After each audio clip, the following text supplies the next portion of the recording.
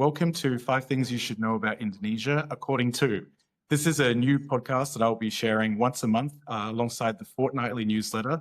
And the podcast will more or less follow the same format as the newsletter, but instead of me rattling off my opinions, each episode will feature a guest sharing 5 things they think you, the listener, should know about Indonesia. So without further ado, I would like to introduce my first guest, Yohanes Lukiman. Hans is a senior vice president at PT Global Digital Niaga, the listed parent company of Blibli, Ticket.com, Ranch Market, and Decoruma. He currently runs 2 units of the Listco, the CEO office and business development function, and group rewards across all 4 business units. Hans has more than 18 years of experience across consulting, banking, telecommunications, and tech. In addition to his day-to-day role, Hans sits on Indonesia's ASEAN Business Advisory Council, leads Asia Pacific Affairs at Kadin, Indonesia's Chamber of Commerce and Industry, heads e-commerce at Apindo, Indonesia's national employer organization, and also serves on the B20 Digital Task Force, a business forum of the G20. Hans, thank you so much for jumping on the inaugural episode today. It's my pleasure, Marcus. Although I think it's the first discussion between you and I that we've ever had that's being recorded on camera. Yeah. Hans, look, as you know, the format is 5 things that we'd like to hear from you, what you think about Indonesia. So if you don't mind, it would be great to hear the first one. All right. So with the first one, Marcus, I'm deliberately going a bit controversial. I want to give your watchers a bit of value for money. And the first thing that I think people should know about Indonesia is that Chinese brought Islam to Indonesia. So let's unbox this a little bit. That's a very big statement, right? So it is a very big statement. I mean, we all sort of know about the Wali Songo and sort of the background there. These are the Islamic saints that, you know, reportedly brought Islam to Indonesia. But yeah, please fill us in more on this take. So that's you actually picked up on a very good point. If we talk about Wali Songo, right, and their role in disseminating Islam throughout the Indonesian archipelago, which, you know, previously was animalistic, and on Java was Kejawen, and a bunch of other religions that were distributed throughout the archipelago. Well, several of the Wali Songo actually were Chinese. One of them in particular, his name is Sunan Ampel. His Chinese name was actually Bong Sui Hu. Sunan Bonang was as well of Chinese descent. And some people would even say, even though this is, again, quite a controversial point, Sunan Kalijaga as well had Chinese blood. So if you look at, if you go to the Masjid Agung Demak, you can actually see that there's a lot of Chinese architectural influence.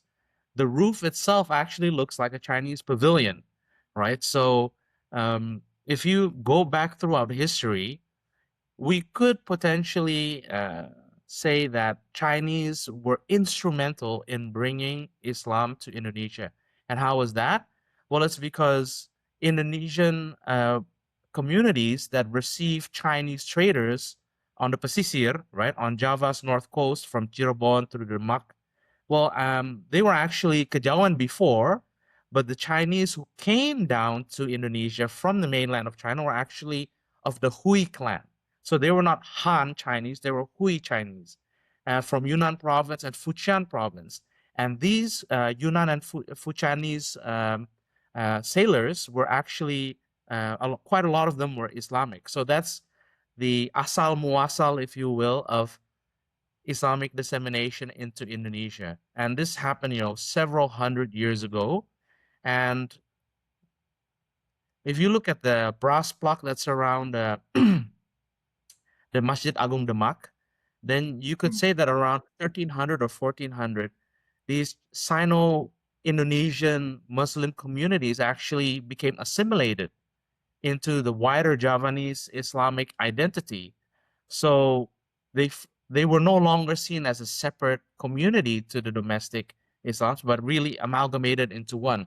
So that's why it's sort of gotten lost within history. And I think that amidst of what we could see to be friction within wider society, it's actually useful to remember that Chinese Muslims had a critical role to play, a pivotal role to play in the dissemination of Islam in this country that's known as Indonesia today. That's really insightful, Hans. Why do you think it's sort of fallen out of common knowledge that this occurred?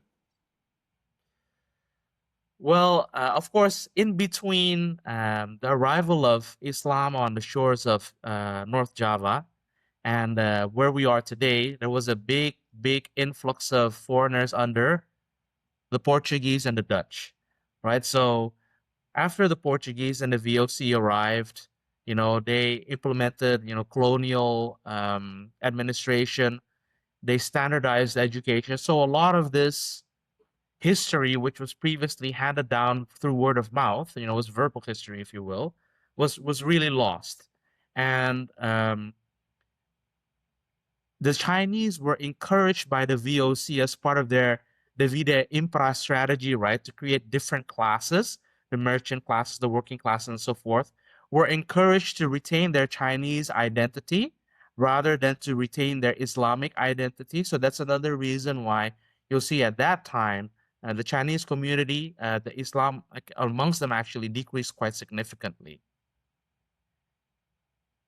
Yeah. I mean, it's fascinating to see all of the sort of cultural connections between the two, the sort of Chinese culture and, I guess we can call it indigenous Indonesian culture. I mean, one thing that I've noticed, I mean, just a small thing, I'd love to know the background. I don't know if you could share any, shine a light on this, but one thing I noticed, when I was in mainland China is a lot of the sort of wave motif on Qing dynasty era clothing was very similar to the Megamundung in Cirebon.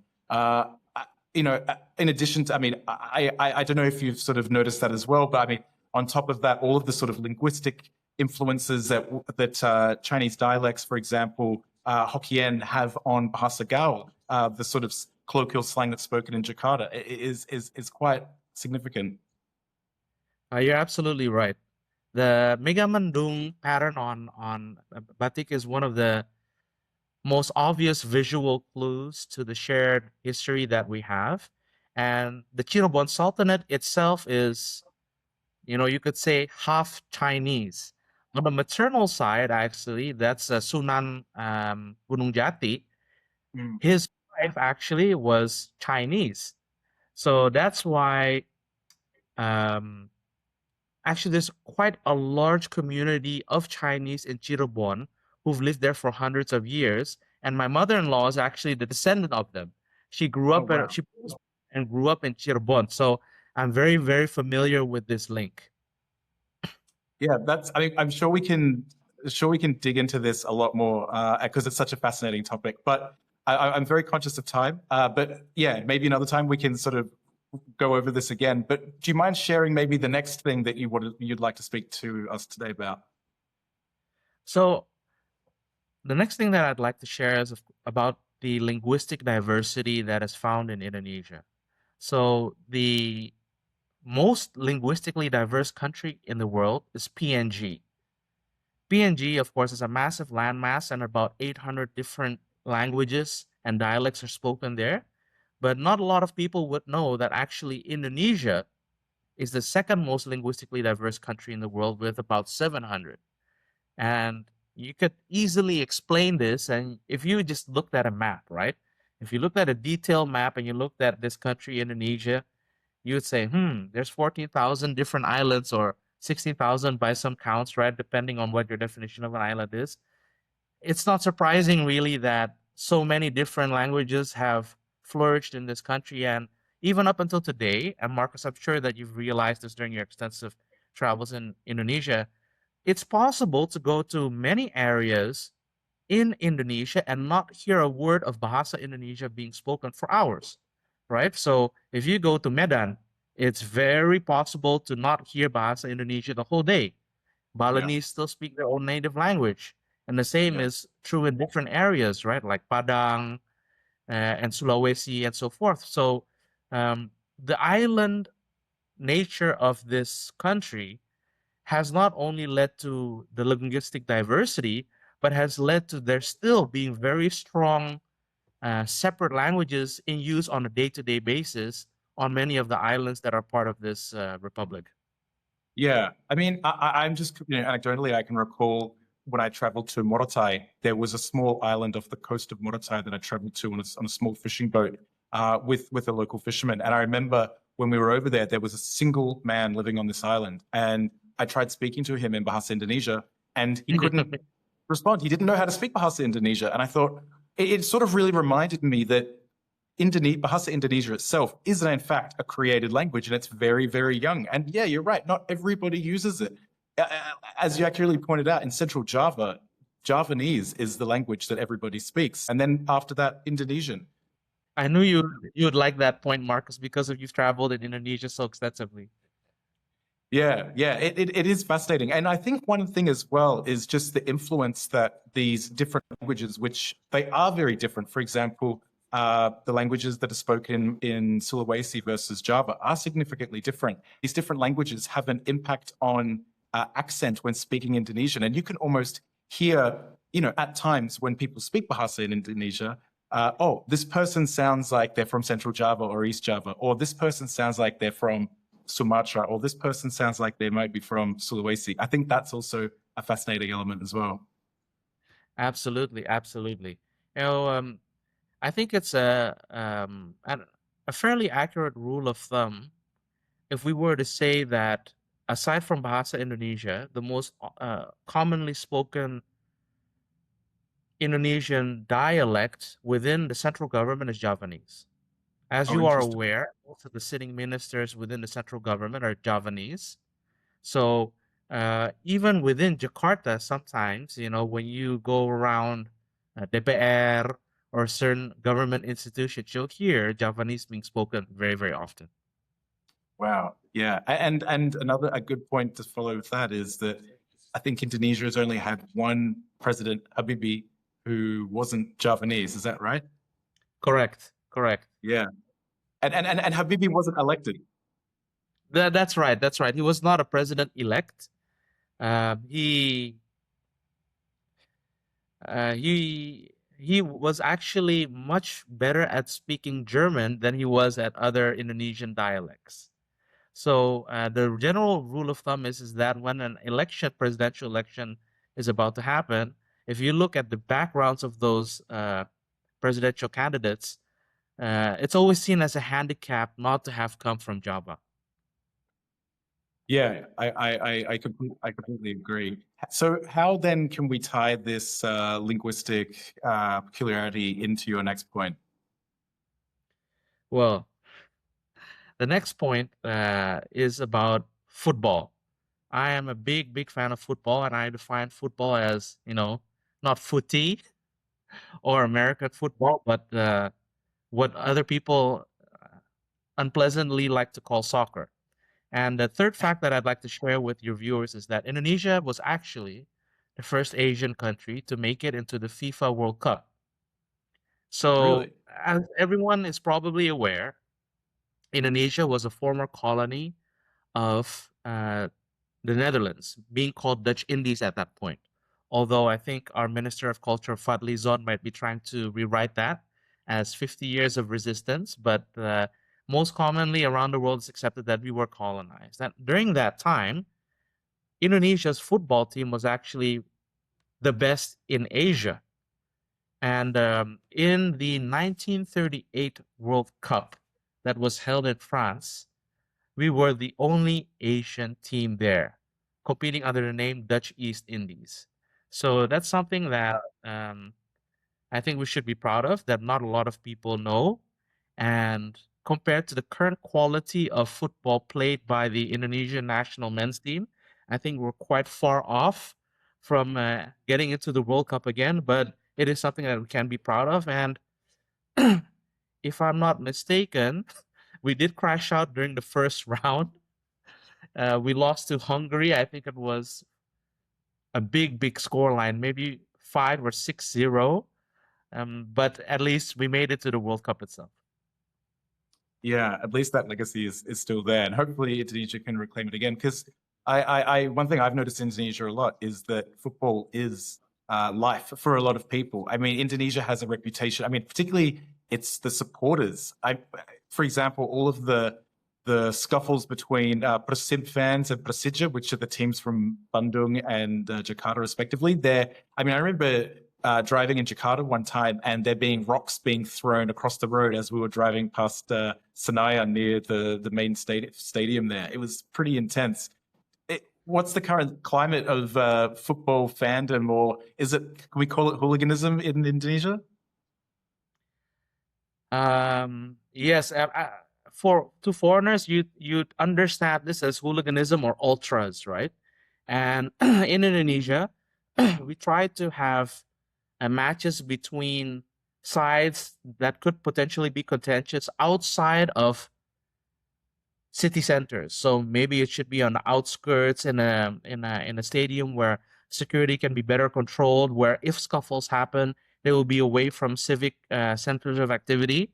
But it's not always possible. Sometimes they do need to be in GBK or similar large center of city stadiums. And when that happens, you'll see massive amounts of security forces descend and supervise these football ultras or hooligans in an attempt to keep the order. And because, as you correctly identified, Marcus, football is so tribal in Indonesia, right? It has also become a very convenient political tool for certain people, right? And you'll see that being the head of the football association, of being the head of a certain football club, is very much hand in hand with political aspirations in this country. Yeah, that's really interesting. I mean, I particularly noticed, I mean, I don't know if this is who you're referring to, but one thing I've noticed is that Eric Thohir, the former Minister for State-Owned Enterprises, and the current Minister for, you might be able to fill me in here, Sport and Youth. Yes. Yeah, I mean, he's the head of the Indonesian Football Association. And, I remember when, there was a lot of interaction with FIFA. He was very much front and center of that. So it was sort of interesting to see how he may have been using, I mean, obviously he's a big football fan and it suits his current role. But it's really interesting to see him sort of use this as a platform for maybe his own political ambitions. And as you've pointed out, there also have been a lot of opportunistic businessmen who have also bought or been shareholders in Indonesian football clubs and sort of using this to boost up their public profile. Absolutely. And wider than football, if you look at the wider sports ecosystem, I think sports in general has become a very convenient vehicle for people to try and rustle up political support in the wider civic ecosystem. You could look at basketball, you could look at other widely played sports, or even really, how do I say this? Really Indonesian sports like sepak takraw, right? Or pencak silat especially is very, very political. Sorry, just to fill in listeners. So what you're referring to is the sort of foot volleyball game that's played in Kalimantan. Yes, and the Indonesian martial arts pencak silat, which has become an ASEAN Games sport. It's no longer just a domestic sport, and as such, it has also become a platform for political ambitions. Yeah, interesting. I was in, speaking of pencak silat, I was in Timor-Leste earlier this year, and we were speaking to someone out there who was very much involved in that community, and they were telling us that it was actually banned for a while. There was a ban on martial arts, but it wasn't a blanket ban on martial arts. It was just a ban on pencak silat. You could do taekwondo, you could do judo, but pencak silat was banned because it was seen as sort of a political tool and like something that was used in organized crime. It was very interesting to see that this sport was singled out over there. I mean, it wasn't because of any connection to sort of Indonesia, but that was interesting to show how the sport has extended beyond Indonesia's borders. So what else should be on our radar, Hans? So a little bit closer to the business world. The fourth fact that I'd like to share with your viewers is the fact that Indonesia is the world's 7th largest economy and a member of the G20, also has what is probably the most profitable banking sector in the world. I want to say the G20 for sure, but probably in the world. And the simple way that you can ascertain whether this is true or not is looking by what we in the banking industry call the net interest margin. Well, that's the margin that you get on top of your cost of funds, basically. Net interest margin is another way that we bankers like to talk about. This is your profit margin, basically, when you're lending out money. And in Indonesia, actually, the net interest margin is one of the highest in the world by a huge, huge factor.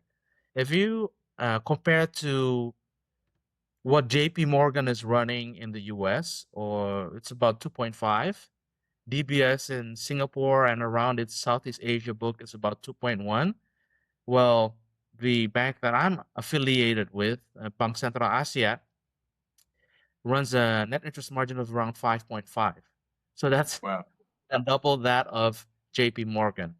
And as a result, some of the largest conglomerates in Indonesia have a bank within their conglomerate structure. And banks here in Indonesia are consistently the largest cap companies on the Indonesian Stock Exchange. And why is that? What's sort of driving this private banking growth? Sure. Well, during the Asian financial crisis of the 90s, right? There were actually a lot of banking licenses given out. During the Suharto era, it was extremely easy to get the banking license with an extremely low capital requirement. And after the ASEAN financial crisis, one of the measures done to prevent such a crisis from happening again was banking sector consolidation and capital requirement increase. So a lot of banks were forced to amalgamate into one. Permata Bank is an example of that. Bank Mandiri is also an example of many banks being consolidated into one. And even today, Bank Indonesia and OJK are still trying to consolidate the Indonesian banking sector further. But because it's really a game of the large banks versus the small banks, there's really limited price competition in terms of loans.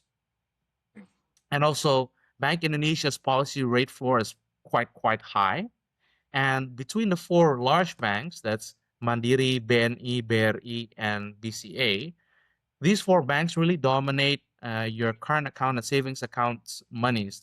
Indonesia, that's known as dana pihak ketiga, or your casa funds. And this is the money that you lend out to people, otherwise known as low cost funds. Why is it low? Because if you put your deposit in Mandiri or BCA or BNI, you get an extremely low interest rate, right, on your normal savings account. But they lend it out at quite a high rate. So the more of this casa funds that you have, the higher you're able to jack up your net interest margin. So that's another reason why the net interest margin on average between the four banks here is so high. So it's structural here when it comes to the net interest margin in the Indonesian financial sector. It's not just a single bank phenomena, but it's really structural, and I don't think it's going to change anytime soon, Marcus. Okay, that's quite insightful. I have a quick question about that. Where do you see digital banks fitting into this into this sector? Because we've seen the rise of GoPay, we've seen the rise of Superbank, we've seen the rise of Money and all these sort of digital. I think Allo Bank as well. A lot of these digital banks sort of coming into the market. How are they shaking things up, or are they just sort of minnows in a large market? In terms of where the big four banks are, I don't think these digital banks are anywhere near ready to challenge them, but they've carved out an interesting niche in the market. I have to disclose my bias that I was involved in the launch of one of these digital banks, which is called the BCA Digital, otherwise known as Blue. And what you see with these banks that you've mentioned, right, Bank Jago, Superbank, and indeed also BCA Digital, is that they're really embedded within ecosystems. Whereas, you could say Mandiri, BNI, BRI, or BCA are really at the nexus of an ecosystem itself. They represent the core of an ecosystem. These digital banks are really appended onto an ecosystem. So Bank Jago is appended onto the Goto ecosystem, Superbank onto the Grab ecosystem, and then Blue alias BCA Digital is appended onto my ecosystem, the Blibli Ticket ecosystem. So these banks serve a different purpose. People don't usually keep their primary savings account there. This is more a bank where you keep some money for transactional purposes, right? So yes, they tend to offer a higher interest rate than the four large banks, but also, if you do your daily shopping or your Go Food or your Grab taxi or whatever it is, you tend to keep money there, and it's really more in and out rather than you accumulating interest on your savings or then moving those savings into wealth management products, try to make a little bit more interest on what you have in your savings account. So they serve very different purposes, and we're not at an inflection point yet where these digital banks will be challenging the big four. It's a different situation than in China, if you will, where WeBank, the world's largest digital bank, is already encroaching on the space where the traditional bricks and mortar banks are playing. But in Indonesia, like you identified, Marcus, we're really leapfrogging, from conventional to digital payments. Um, I think the payment sector is somewhere where you really see a lot more digitization at quantum pace compared to almost any other country in the world, with the exception of China. Yeah, I've noticed just how prevalent QRIS, which is Indonesia's QR-powered payment system, is just omnipresent everywhere. I mean, to the extent where at some place, I remember I was buying some cheesecake at a vendor in Block M, which has apparently become a very trendy place now for young Yes. people. They wouldn't take anything except QRIS. I said, "What about cash?" They said, "No, we don't take cash." I said, "Credit card? No, we only take QRIS." And I thought, wow, Indonesia is really steamrolling ahead. And last week I was in Jakarta, and I went to buy some nasi goreng just from a gerobak, like a roadside seller. They had a QRIS QR code ready for me to scan. It made it so easy. To be honest, I spent my whole trip in Jakarta without any cash. I just carried my phone everywhere. It was great, and you couldn't have done that 10 years ago, right? So I think that really speaks to how significant this change has really been. Yeah, we've skipped the card stage completely, right? When in Australia, when I was going to college there, we'd always be on the FPOS, right? Always looking for an FPOS terminal or dropping by an ATM to pull out cash. Well, here that's really been bypassed. There was maybe a decade or so of card usage, but really we've jumped that over and gone straight to digital payments that are device-based, like QRIS. Yeah, completely agree. I do remember struggling with FPOS and having to, when you wanted to get cash out from a retailer, having to make a $10 minimum spend. I'm sure you remember that as well, Hans. Yeah, I remember. One thing I would like to touch on, and I found this quite interesting. I wanted to hear your thoughts about this, about emerging sort of banking, like retail spending and saving trends, is that Superbank just released, alongside with one of its shareholders in a partnership, Kakao Bank, which is a South Korean digital bank.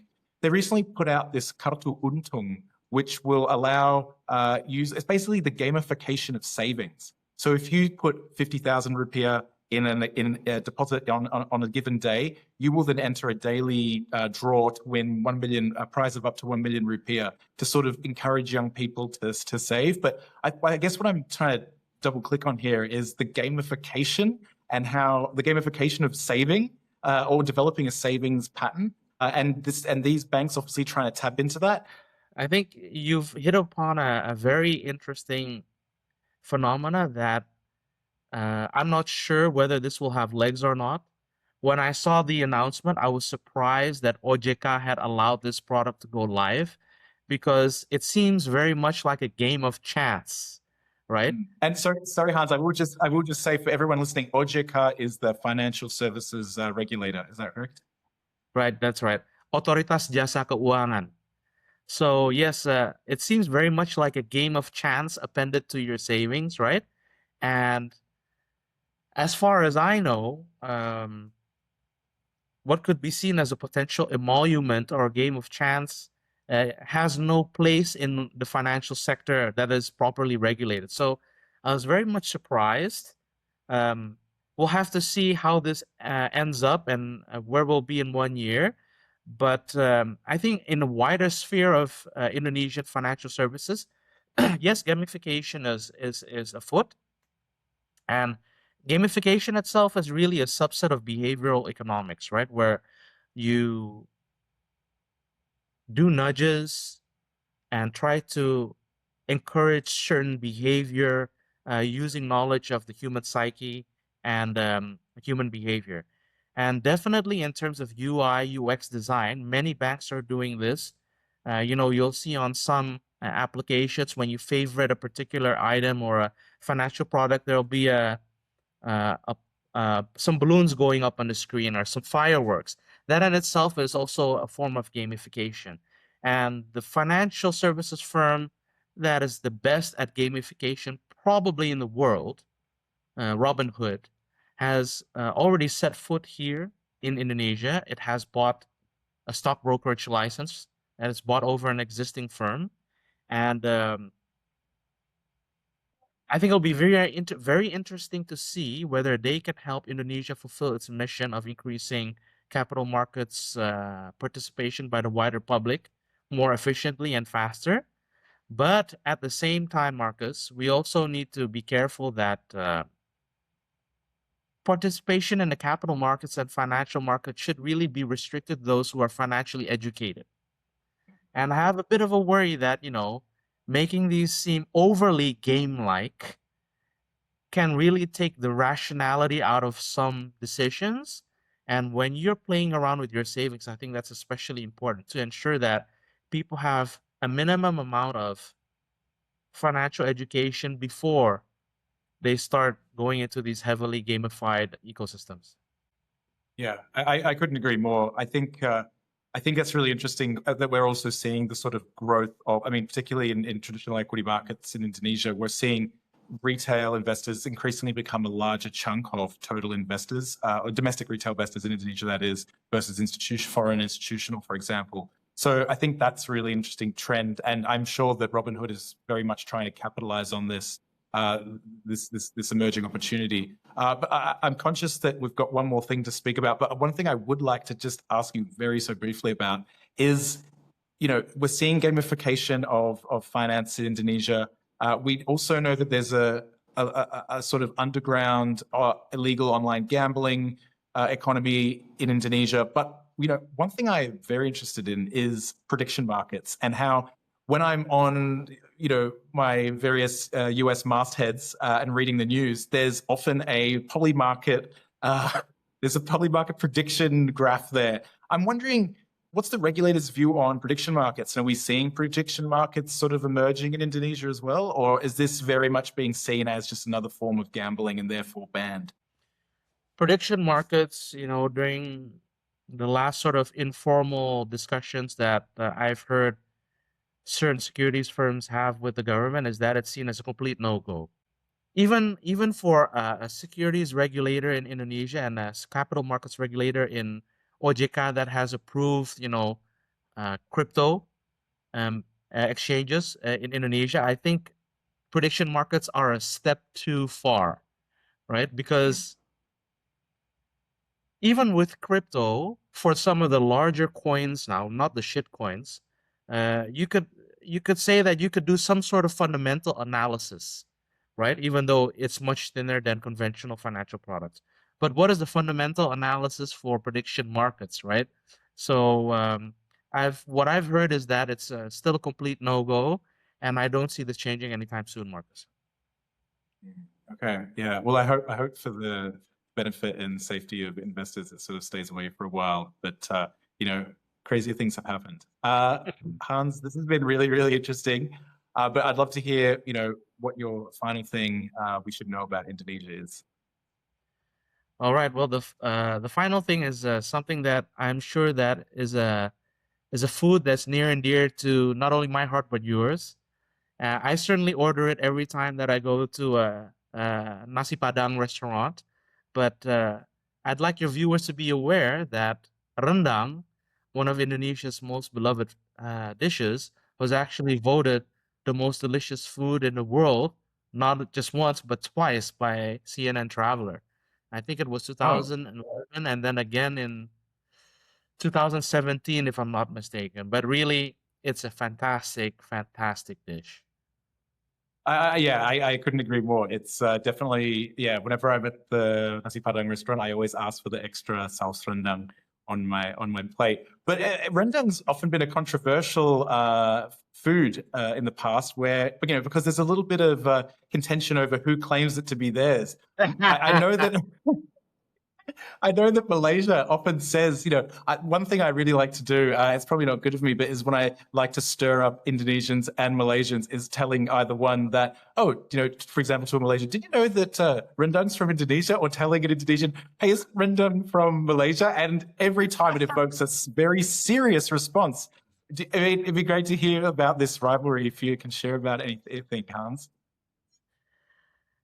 Well, first of all, I think amongst my Malaysian friends, if you ask them, do they prefer the rendang in Indonesia or Malaysia? Those that are really truthful would say that they prefer the ones here. But rendang is not an homogeneous dish, right? It is actually it can be cooked in many different ways. There's the one that I think you and I know the best, which is the Padang rendang, which is from West Sumatra, which is cooked in coconut milk and has a variety of spices, and then you simmer it down over amount of hours. But there's quite a few different rendang types as well. So rendang pesisir, Minangkabau style. I would say that the rendangs that I have tried in Malaysia are quite different. I've tried one from Johor that's actually made from beef liver. So they were like, "Oh, this is a rendang," and I was like, "Wait, this is liver, right? This is not right." So, yeah, this is rendang Johor.